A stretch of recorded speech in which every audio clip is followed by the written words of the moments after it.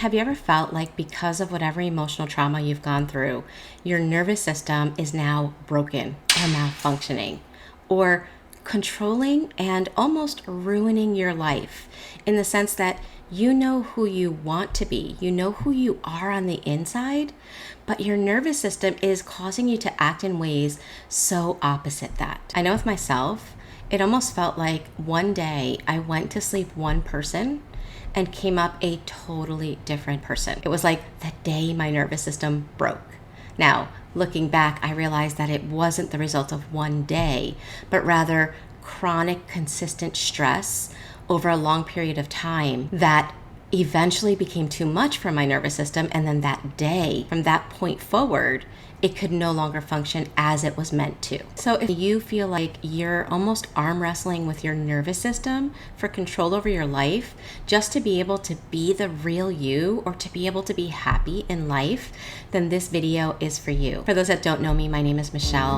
I'm a trauma-informed coach. I'm a somatic experiencing practitioner. I'm also the founder of the School of Transformation, which is a monthly membership where survivors of emotional trauma meet from all over the world, and we do the inner healing work together. So if my videos resonate with you, don't forget that there's the option to come join me live every week. So I want to share with you some things I did wrong so that you can avoid them and hopefully shave off years of your healing journey.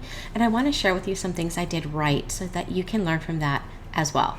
So let's dive in. So just like if somebody was experiencing symptoms that were disrupting their physical health, it is extremely necessary and beneficial to find the source of those symptoms, right? If you just look at the symptoms and stay stuck in symptom management, whatever's causing those symptoms just has more time to grow and create more damage in your system. Well, it's the same thing emotionally as well. So if your nervous system is acting up, there is a source, there is something that is causing the disruption. So going back to that day where my nervous system broke, right? Where it was different from one day to the next. The very first symptom that I noticed was a distinct lack of a felt sense of safety. For example, whether I was in a room by myself or whether I was with a bunch of people, even family members, people that were normally safe, I didn't feel safe. Every minute of my life from that point forward felt as if I was walking through a minefield and I never knew where or when the next bomb was going to go off. And so as a result of that symptom, I developed extreme hypervigilance. It was almost like my body could not calm down. I developed social anxiety, a distrust of people, a distrust of myself. I was an extrovert before my nervous system broke. So I loved being around people. So that was a huge change in my own personality. And then I was stuck in this numbness.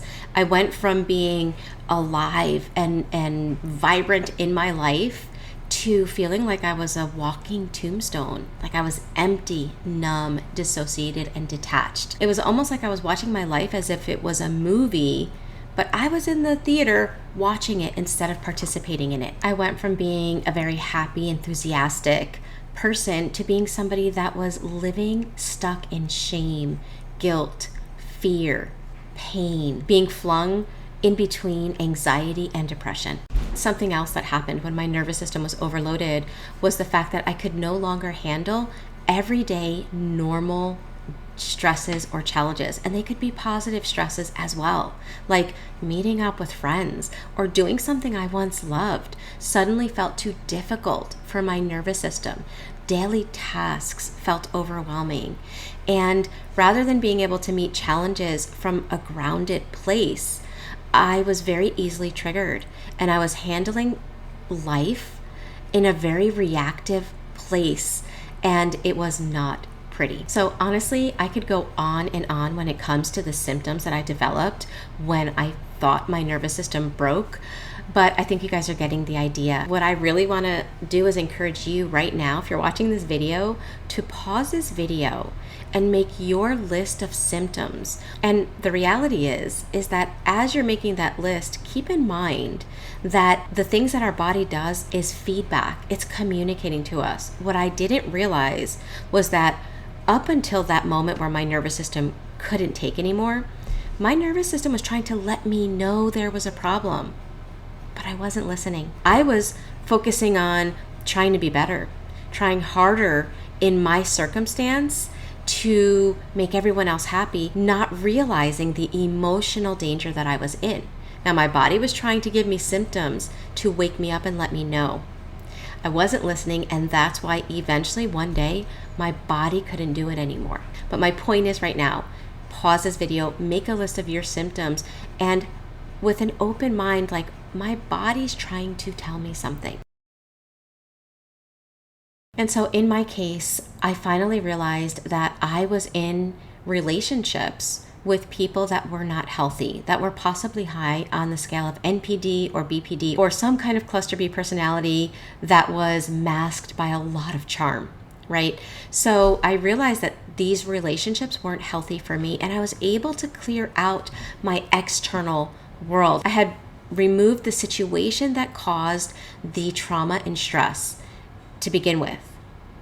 Now, what I did wrong was thinking that that was enough. And what I mean by that is that I thought that now that the people that were dangerous and harmful to my emotional well-being, now that they were gone, I would just spring back to being who I was before. And what I didn't realize that was a great thing to do, right? To change my circumstances, but the damage was already done. So I was stopping and preventing more damage from taking place, but I didn't realize I had to pay attention to what was already done. We always hear that saying, time heals all wounds, and I'm a big believer in that time can heal so many wounds, but it does not heal trauma wounds. And so after I realized that time wasn't changing things, I changed my approach and I started to learn and educate myself. But here's what I did right and wrong. Okay, the first thing I did was start learning about what caused the trauma or the circumstances and situations that had caused it. And in my case, it was narcissistic personality disorder. But it's not the only thing that can cause trauma. For example, car accidents can cause trauma. If you notice that you're a different person, that you don't do the things you used to do after a car accident, then that's your source of trauma. It could be medical trauma, and then also it could be childhood trauma as well. And so my point is that trauma can come from many different things. It's not even as much the person or the circumstance that happens as much as the belief systems that the trauma creates or what it makes you believe about yourself. That's where the trauma really lies. But I didn't realize that at the time. I didn't realize that it was the beliefs that were in me that had changed my self-image that was actually keeping the trauma alive, even though the people that were toxic in my life were gone. And so my education became about what they were like, how they created this trauma in me, which, by the way, was a necessary and vital step on my recovery. Very much like, let's say you're diagnosed with a disease that you knew nothing about prior. The very first thing you do is learn everything you can about that disease, right? But eventually the knowledge about that disease isn't going to help heal you. Now that you understand it, we can't stay stuck in the continual gaining of knowledge where we're now just kind of regurgitating everything we've learned all over again. We go from A to Z in reference to that disease or that person, and we get to Z, we start at A all over again. At some point, we have to realize that that knowledge, just like it won't heal the physical illness, it's also not going to undo the trauma that was created because of that person or circumstance. And so going back to what I said before about how trauma is more your beliefs that you are now carrying than what happened to you. Because what happened to me had ended, right? When I changed my life, it was no longer happening. So then why was I still suffering? Well, it was because of the beliefs that the trauma had created that were still alive in my subconscious. And those subconscious beliefs were controlling my nervous system. So technically what I thought was broken, my nervous system was broken, my nervous system was functioning perfectly in response to the beliefs that were stuck and lodged in my subconscious mind. Now, this video is so on point with what I've been talking about in the School of Transformation this month. In fact, I want to share a small piece of this week's live video with you. So that's the thing, trauma changes us. And our goal is this is who we had to be, but our real self is still there, believe it or not. And it's really about closing that gap so that we can get to that place with no judgment. I will not judge anything you say right now, but what word would come to your mind right now if I were to tell you that there is absolutely nothing wrong with your nervous system? What comes to mind? Let me know in the chat box when you hear that. Yeah, I expected that, by the way. So they were quite in disbelief when I told them that. But here's the illustration that I shared with them. So our body is like a psycho-cybernetic mechanism. Cybernetic meaning that it's a system that has the ability to monitor the external to keep it in alignment with whatever is programmed in that system. Very much like our heating and AC unit. And I had an experience a couple of weeks ago where I came back from Jamaica and the new heating and AC unit that we had installed recently in our home wasn't functioning. Like I was waking up every night feeling like my house was an oven. And finally I told my husband, he went and investigated and he's like, Michelle, there's nothing wrong with the AC unit. Because I told him, I'm like, it's broken, it's not working. He's like, there's nothing wrong with it. Somebody was playing with the buttons and changed the setting. And so instead of being on AC, it's on heat.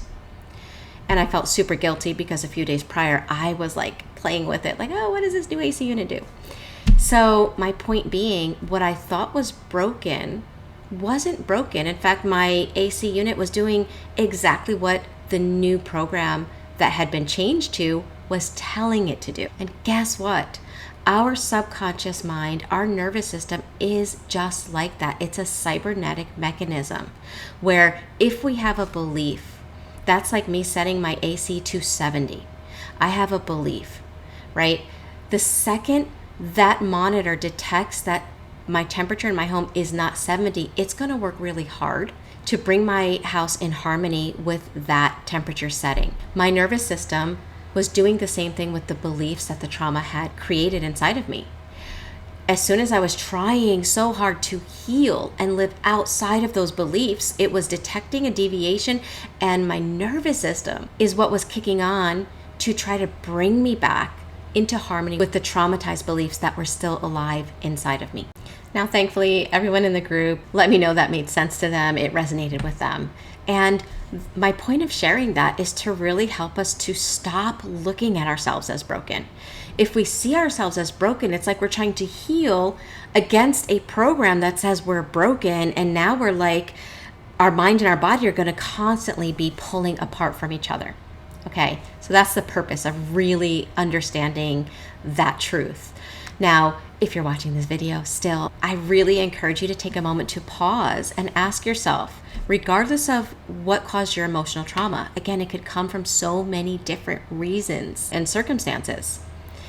What are the beliefs that you feel might be what are driving your nervous system to be acting in a way that is outside of who you really are? Pause this video and make your list. When I got to this point where I realized it was the beliefs in me, I want to tell you the next thing I did wrong. And that was I tried to overcome the symptoms of these beliefs at the action level. So for example, if I felt unsafe around people, I tried to use willpower and just force and knowledge to make myself feel safe around people. And it didn't work. That would be equivalent to me, let's say my temperature was set at 70 degrees heat instead of AC, right? So my house is hot, but I don't want it to be hot. I want it to be cool. It's summer in New York, so I definitely need some AC. So I start putting fans all over my house. And I'm trying really hard to change my temperature by changing it on the external level without touching the program. Anyone watching me would be like, Michelle, you are wasting your time. You have to change the program. Well, it's the same thing on the Cptsd recovery. We have to go down from the surface level all the way down into our subconscious so that we can change the beliefs that are running our nervous system. And so the last thing I want to share with you that I did wrong for the sake of this video is once I realized that, then I just wanted a quick fix. I wanted to find something that could help me to change my nervous system overnight. I wanted it to be boom, boom, fast. And I didn't blame myself. And there's no shame in this if you feel this way, this rush to wanting to heal fast. Because the reality is that when your nervous system isn't functioning properly, just like if my AC was on heat all summer long, I would be suffering, right, physically. Well, we are suffering emotionally when our nervous system is not functioning the way it should. So it's understandable that we would feel that way. But the thing is that the body loves balance. And when we change fast and we change the external without having the programs matching, then our body kicks on, that cybernetic mechanism kicks on, and there's such backlash, and it pulls us back into harmony with those old beliefs. And honestly, there are so many scenarios that prove this truth. For example, let's say somebody has a scarcity mindset. They don't think they deserve to be successful. They don't believe that they deserve to have a lot of things. Or maybe they think that it's bad and selfish to have a lot of things. And then they win the lottery, and their external world changes. More often than not, within years, if that person has not changed their inner beliefs, they will find themselves right back in the same poor financial situation. And so anytime we're working on our external and our beliefs at the same time, it takes more time. There is no overnight fix. We really have to be dedicated to consistency, to patience, to compassion, to self-acceptance and unconditional love as we are upgrading and updating the programs in our body. And by the way, that is exactly what we do in our live meetings in the School of Transformation. That's exactly what we're focusing on this month. So if this resonates with you and you feel like videos are great, but they're just not helping you to transform information into transformation, you may want to look into joining us, our live meetings, because that's what my focus is in the School of Transformation. Learning how to embody the information that can help us to change. Right now, this is the last week of the 50% off of the yearly membership in the School of Transformation. So if you want to take advantage of that, make sure you check out the links and join us this week.